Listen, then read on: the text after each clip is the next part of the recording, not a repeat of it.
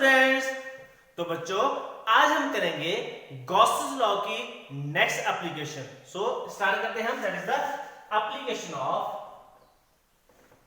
Applications of Gauss's theorem.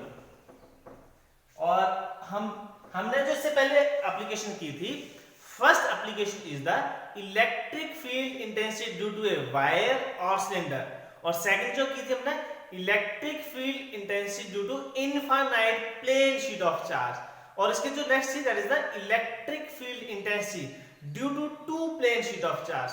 और जो आज हम करने जा रहे हैं that is the application number 4, that is the electric field intensity due to charge sphere. तो आज हम करेंगे चार्ज स्फीयर के बारे में। तो सबसे पहले हमें स्फीयर के बारे में पता होना चाहिए, because sphere is a 3 dimension. तो स्फीयर 2 टाइप्स के होते हैं। Spheres they are of 2 types, जो कि फर्स्ट टाइप है। अब स्फीयर हो कैसे सकते हैं? आपने वाटरमेलन खाया होगा। अगर वाटरमेलन के अगर बीच का पोर्शन खा ले तो वो एक लेयर बन जाती है, मींस वो अंदर का क्या होगा, खाली।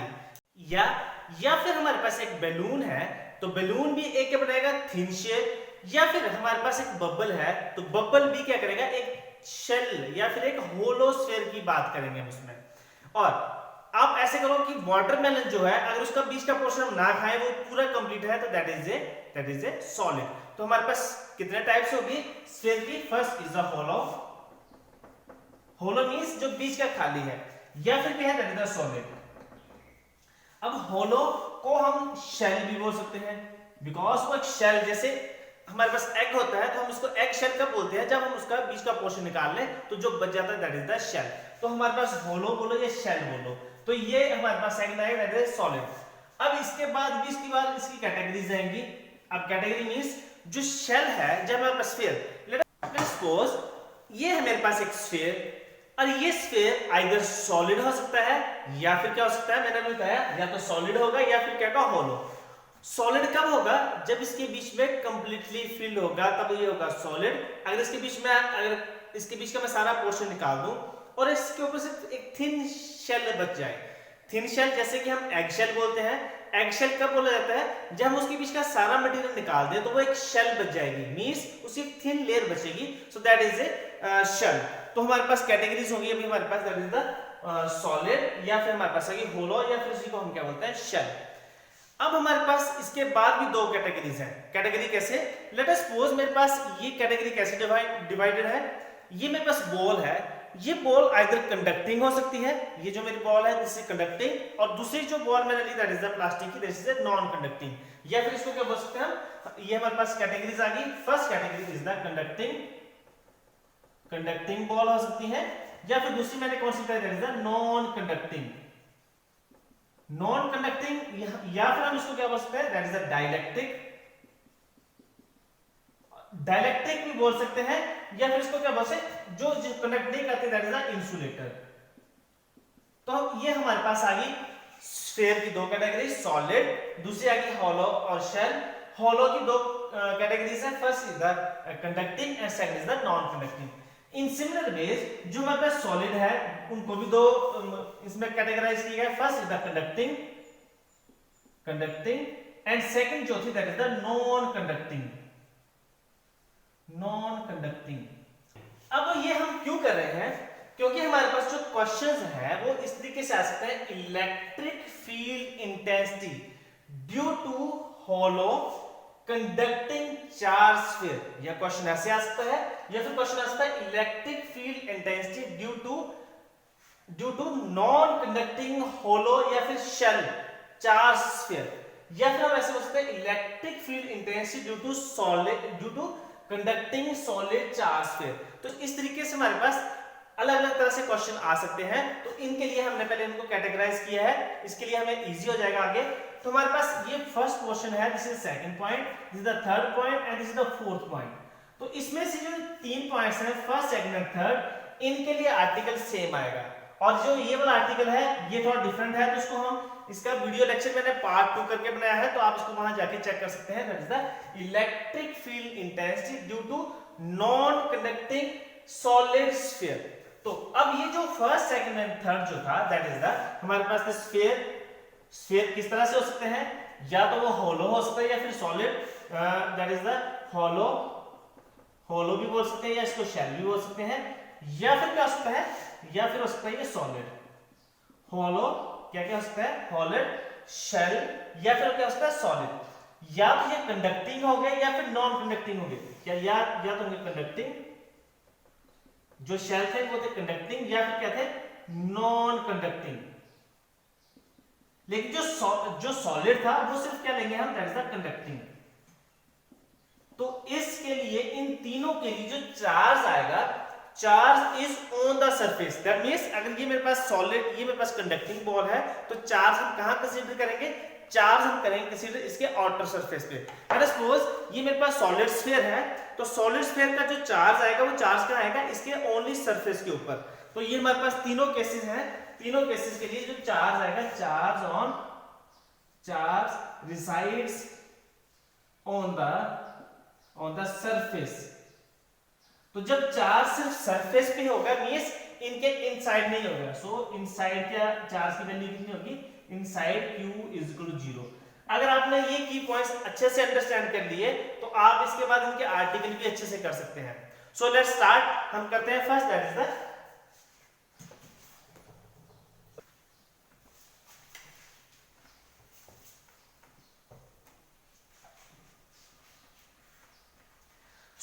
अब हम करेंगे जो फर्स्ट, दैट इज द, जो तीनों केसेस सेम है, तो हम ऐसे करते हैं होलो शेल की बात करते हैं। So first is the electric field intensity due to hollow भी बोल सकते हैं, या फिर शेल भी बोल सकते हैं, ठीक है, due to hollow charge sphere. तो अब हम इसके लिए क्वेश्चन करेंगे। तो क्वेश्चन करने से पहले सबसे पहले इसकी डायग्राम बना लेते हैं। लेट अस सपोज ये जो मैंने आपके सामने ये रखा था, दिस इज ए स्फीयर। तो स्फीयर के लिए हम यहां स्फीयर की डायग्राम बना लेते हैं। Late us suppose I have a sphere, और ये स्फीयर कैसा है, ये या तो होलो है या फिर क्या है, या इसको शेल बोल सकते हैं। तो इसका जो रेडियस है, let us suppose its radius is r।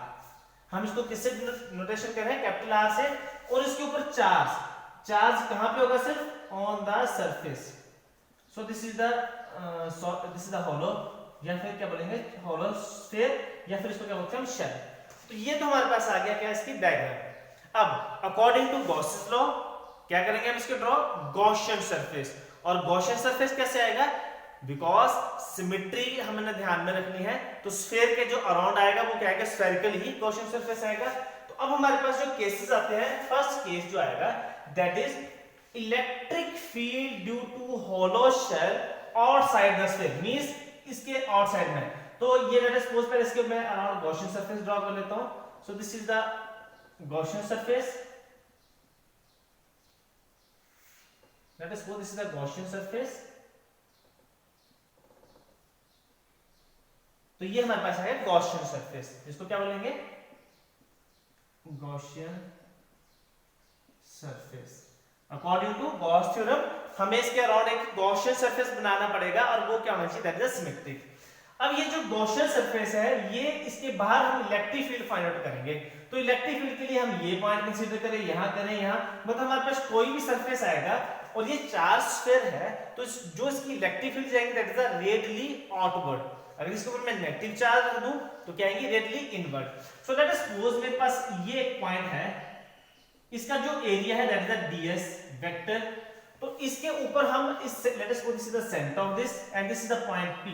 तो हम पॉइंट P पे इलेक्ट्रिक फील्ड फाइंड आउट करेंगे, और इलेक्ट्रिक फील्ड मैंने बता दी that is the radially outward. और लेट अस सपोज जो ये इसका डिस्टेंस है, distance from centre to this point, it's distance is the r।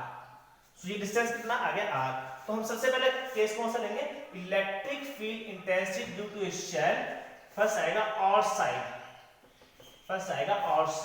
तो आउटसाइड मींस जो r है R is greater than capital R means ये जो जिस पॉइंट से हम बात कर रहे थे उसका जो रेडियस है वो किससे रेडियस से ज्यादा होना चाहिए हमारे सर्कल मींस जो हमारा शेल है। तो अब ये तो हमारे पास आ गया।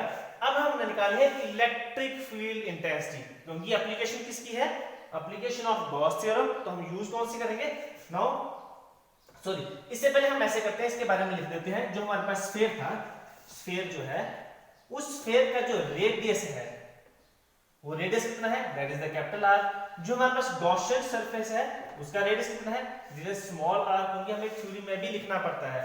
और अब आप देखेंगे कि मैंने पहले आपको बता दिया था कि जो हमारे पास होलो कंडक्टिंग या नॉन कंडक्टिंग है मींस उसके अंदर तो चार्ज है नहीं, चार्ज कहां पे है उसके ओनली उसके सरफेस के ऊपर।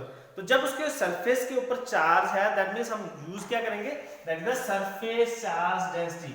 हमारे पास थी लैम्डा, सिग्मा एंड रो, क्योंकि लैम्डा जो होती थी वो लाइन के ऊपर होती थी, जो रो थी वो वॉल्यूम के ऊपर। तो हम यूज क्या करेंगे, that is sigma, and sigma is the surface charge density, और उसकी वैल्यू कितनी होती है, that is Q upon S। Late us suppose ये जो हमारे पास शेल थी उसके ऊपर जो चार्ज कितना डिस्ट्रीब्यूट करा दिया मैंने, that is the plus Q। सो ये इसके आगे डिस्ट्रीब्यूशन। सो अब हम स्टार्ट करते हैं अकॉर्डिंग टू जो हमारी एप्लीकेशन थी, that is according to Gauss's theorem. और गॉसियस थ्योरम क्या थी, that is E dot ds, E dot ds is equal to Q upon epsilon naught. तो मैं इलेक्ट्रिक फील्ड कहां पे फाइंड कर रहा हूं, इस पॉइंट पे। तो इलेक्ट्रिक फील्ड इस डायरेक्शन में है और ds भी इस डायरेक्शन में, दोनों क्या है इन द सेम डायरेक्शन। और सेम डायरेक्शन है that means angle, that is theta is the angle between E and ds vector, that is equal to 0 degree, because both क्या है सेम डायरेक्शन। आप ये मत कंसीडर कीजिए कि ये पॉइंट यहीं पे है P पॉइंट। अगर इस पॉइंट को अगर मैं यहां पे लगा देता तो ये पॉइंट इस तरीके से आना था, इलेक्ट्रिक फील्ड फिर से आउटवर्ड और ds भी आउटवर्ड। तो यहाँ पे आपने कंफ्यूज नहीं होना है, तो आप किसी भी पॉइंट में लगा सकते हैं। सिर्फ सिमेट्री का ध्यान रखें कि एक देखने में अच्छा लगे, तो हमने इसको इस डायरेक्शन में रख दिया है। सो अब E डॉट ds और E dot ds is equal to that is the E ds cos of 0 degree which is equal to Q upon epsilon naught। And अब आप देखेंगे कि जो E थी दैट इज वो क्या होती है कंटीन्यूअस। तो E को हम बाहर लेके आ जाएंगे तो अंदर क्या बचेगा, ds cos 0 and cos 0 that is equal to 1। so this is the ds, this is equal to Q upon epsilon naught। अब आप देखेंगे कि ये सरफेस ds है, यहाँ भी ds होगा, मींस हमारे पास एक चार्ज शेल है। तो चार शेल के ऊपर सभी जगह ds ds ds ds सभी को सम कर देंगे, मींस क्या करना पड़ेगा हमें इंटीग्रेशन। तो इंटीग्रेशन के बाद जो इसका बचेगा ds वो सिंपली क्या बचेगा, दिस इज द s। सो या फिर हम इसको बोल सकते हैं this is the surface area, surface area of sphere. Yes, this is the integration of ds, this is the surface area of sphere. Sphere क्या है वो शेल भी बोल सकते हैं। तो शेल का या स्फीयर का सरफेस एरिया क्या होता है, 4 पाई।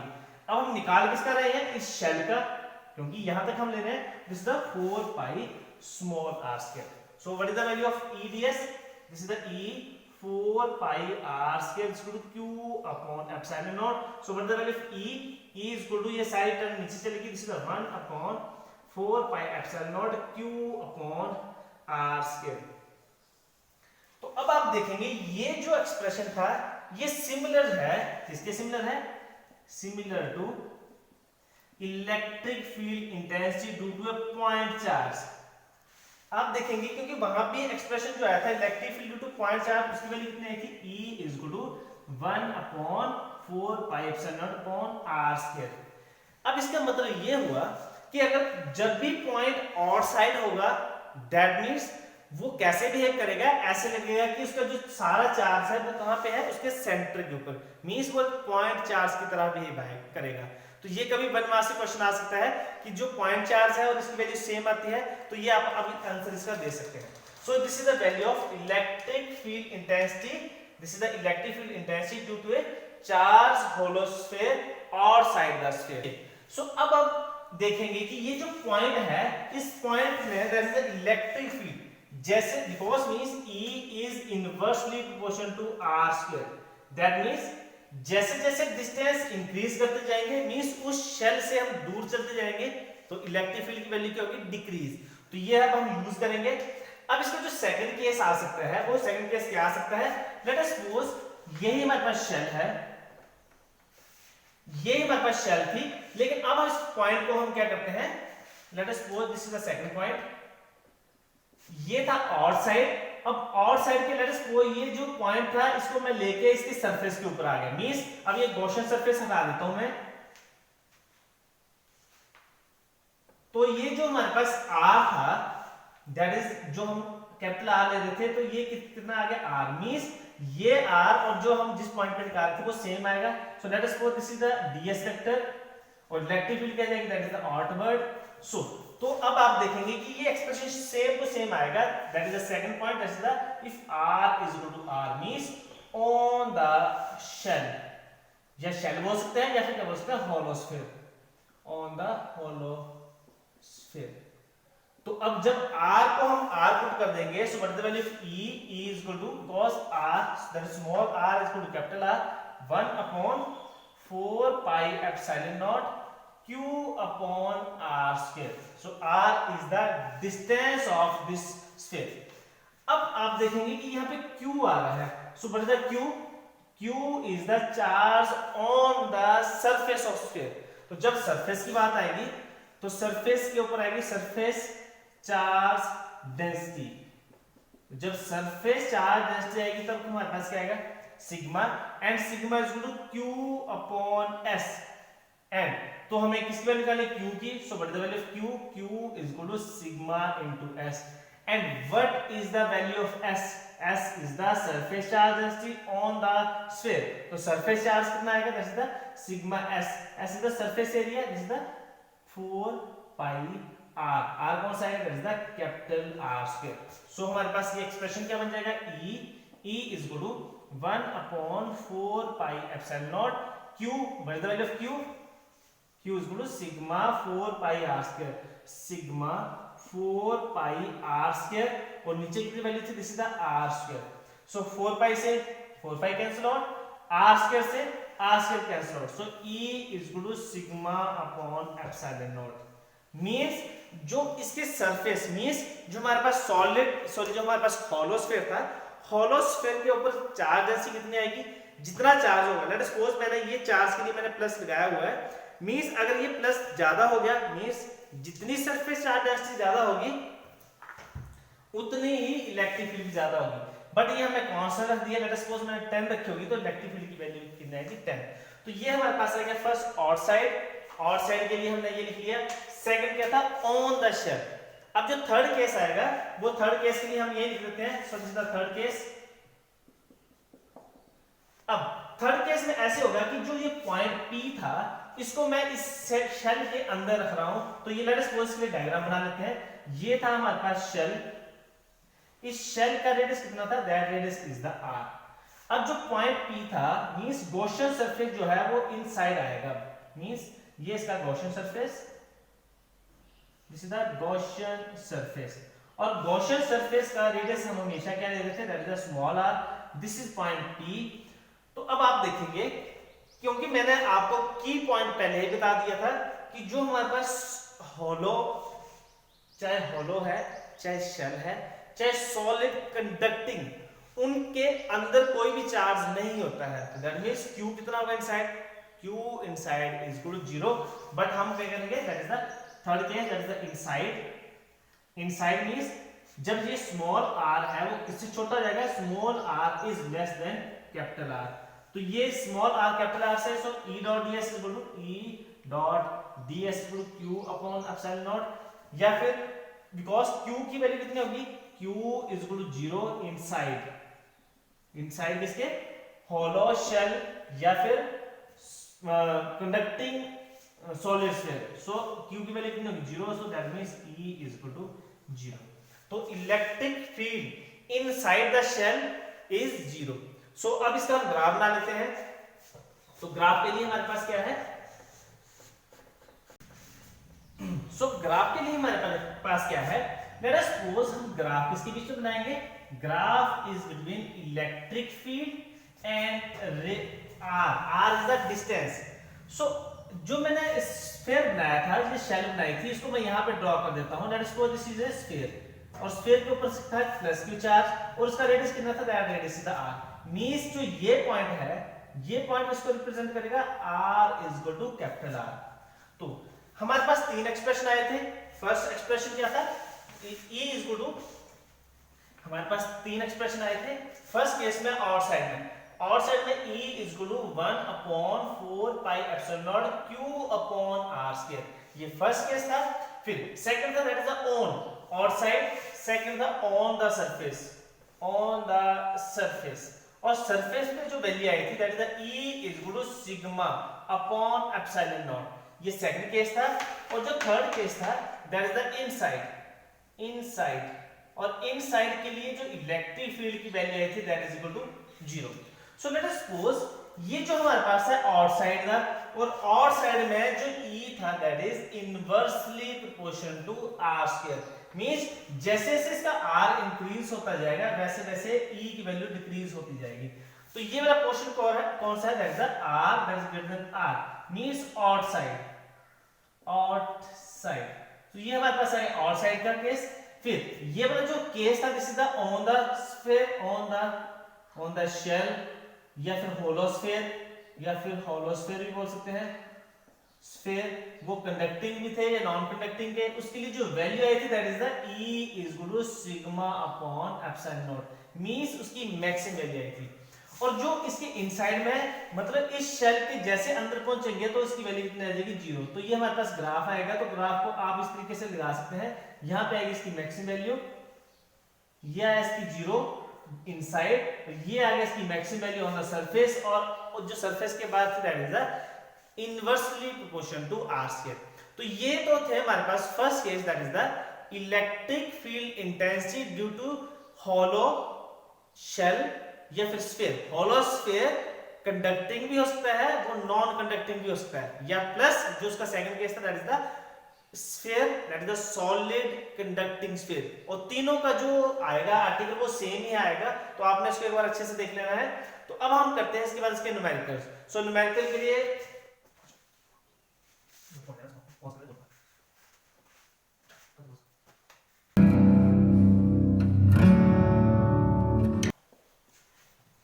बच्चों अब हम करते हैं न्यूमेरिकल्स।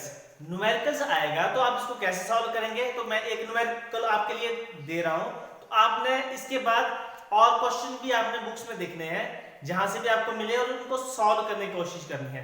न्यूमेरिकल बहुत ही इजी होते हैं, सिर्फ उनको अंडरस्टैंड करना टफ होता है। तो चलो अब स्टार्ट करते हैं। क्वेश्चन है, इस स्फीयर, हमारे पास एक स्फीयर है, लेट्स सपोज हमारे पास एक स्फीयर है और उस स्फीयर का रेडियस कितना है, radius is a sphere of radius 10 centimeter. Let us suppose this is the sphere और इसका रेडियस कितना आ गया, this is the 10 centimeter. Has unknown charge, means इसके ऊपर क्या चार्ज है वो हमें पता नहीं है। Let us suppose उसके ऊपर चार्ज कितना आ गया Q, और Q क्या है, unknown. If the electric field is 20 centimeter from the center of sphere, means electric field की जो वैल्यू है वो कितनी है। लेट अस सपोज ये हमारा गॉसियन सरफेस है, और आपको पता होगा कि जो भी स्फीयर होता है उसके अराउंड क्या बनाते हैं, उसका गॉसियन स्फीयर। और गॉसियन स्फीयर मींस उसकी जो इलेक्ट्रिक फील्ड आती है वो कहां तक जाती है, सिर्फ उसके गॉसियन स्फीयर तक। तो इलेक्ट्रिक फील्ड कितने सेंटीमीटर तक है, दैट इज एट 20 सेंटीमीटर। सो यहां से लेकर सेंटर से लेकर यहां तक डिस्टेंस कितना आ गया, 20 centimetre from the center of sphere। and what is the value of electric field, electric field भी ड्रॉ कर देते हैं। so what is the value of E is equal to 2.0 into 10 power 4 newton coulomb inverse. और ये electric field आ गया on A point radially inward.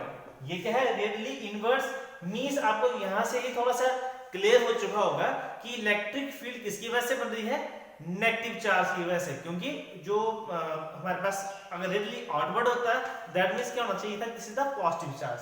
So radially outward, what is the net charge on the sphere, means इसके ऊपर charge की value हमने find करनी है। तो सबसे पहले हमें गिवन क्या क्या है, इसको सॉल्यूशन निकाल लेते हैं। सॉल्यूशन में क्या है, सो फर्स्ट क्या दिया है इसमें, that the radius. So radius is equal to हमें 10 सेंटीमीटर लेना है या फिर हमें ये वाला लेना है, बिकॉज जो हमारे पास एक्सप्रेशन आता है इलेक्ट्रिक फील्ड का आउटसाइड द स्फीयर वो कितनी वैल्यू आती है, 1/4 pi epsilon naught Q upon R square. और जो ये r होता था, ये r कौन सा डिस्टेंस होता था, इस r को हम क्या लेते थे कैपिटल R, और जो ये वाला डिस्टेंस आता था उसको क्या लेते हैं स्मॉल r। तो ये जो हमारे पास एक्सप्रेशन है, दैट मींस हमें इस की वैल्यू की कोई भी जरूरत नहीं है। तो अब हमें किसकी वैल्यू जरूरत है, दिस इज ये वाली value, this is the electric field जहां हमें फाइंड आउट करनी है, और वो क्या है इसका Gaussian sphere. So what is the value of r is 20 centimetre.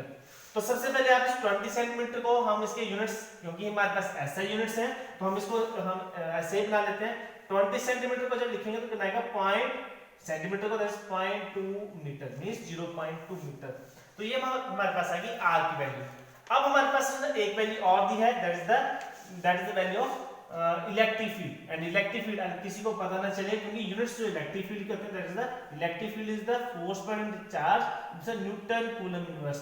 Means ये किसकी वैल्यू है, this is the value of electric field. This is the first value and second value is the value of electric field. This is the 2.0 into 10 power 4 newton coulomb inverse. अब हम ये expression use करेंगे because outside the sphere है and r is greater then r। तो outside sphere के लिए हमें निकालना क्या है, what is the net charge. Net charge means q। So what the value of q, अगर यहां से पहले e लिख लेते हैं, e is equal to 1/4 pi epsilon naught q upon r square। तो हमें वैल्यू इसकी निकालनी q की, तो बाकी सारी टर्म्स तक आएगी क्रॉस मल्टीप्लिकेशन से। सो q is equal to e ऊपर आएगा 4 pi epsilon naught into r square। तो अब आपको एक वैल्यूज जो थी, जो मैंने इलेक्ट्रोस्टैटिक के फर्स्ट चैप्टर में बताई थी, that is the value of 1/4 pi epsilon naught, और उसकी वैल्यू कितनी थी 9 into 10 power 9। ये वैल्यूज हम यहाँ पे पुट कर देंगे। So what is q and e is equal to, e की वैल्यू कितनी है, that is the 2.0 into 10 power 4, और आगे 4 pi epsilon naught। अगर 1/4 pi epsilon naught ये है तो 4 pi epsilon naught कितना आ जाएगा, 1/9 into 10 power 9। So multiply 1/9 into 10 power 9 into r, and r is equal to 0.2 का होल स्क्वायर। सो जल्दी से इसको हम सॉल्व कर लेते हैं। सो q is equal to 2 into 10 power 4, आगे क्या है, that is upon 9 into 10 power 9 and 0.2 का स्क्वायर, दैट मींस 0.04। सो ये वैल्यूज आ गई। जब हम इसको माइनस करेंगे, 10 पावर 9 जब 4 के साथ जाएगा तो ये ऊपर जाके बन जाएगा, दैट इज 10 पावर -9। जब इसको सॉल्व करेंगे तो आएगा 2 4 the 8, that is the 0.8। So this is sorry 0.08 into 10 power 9 minus 10 power 4, that is the 10 power -5 upon 9। सो जब हम इसको सॉल्व करेंगे, डिवाइड करेंगे, तो जो इसकी वैल्यू आएगी that is the 8.89 into 10 power कितना आएगी, that is the -8। So this is -8 coulomb. So ये आ गई वैल्यू ऑफ q, और q क्या थी, this is the value of unknown charge. This is the 8.89 into 10 power -8 coulomb, because जो charge है उसके यूनिट्स क्या है, कूलम। अब हमारे पास जो क्वेश्चन पूछा था, उस क्वेश्चन में क्या था, रेडियली इनवर्ट। नीचे जो वैल्यू आई है इसके लिए हमें क्या लगाना पड़ेगा, simple minus. So this is the answer of this question. तो इस तरह से और भी एग्जांपल आपको मिल जाएंगी, आप उनको सॉल्व करें, और अगर आपको नहीं पता चले तो कमेंट बॉक्स में आप जरूर लिखें। सो थैंक्स फ्रेंड्स, बाय।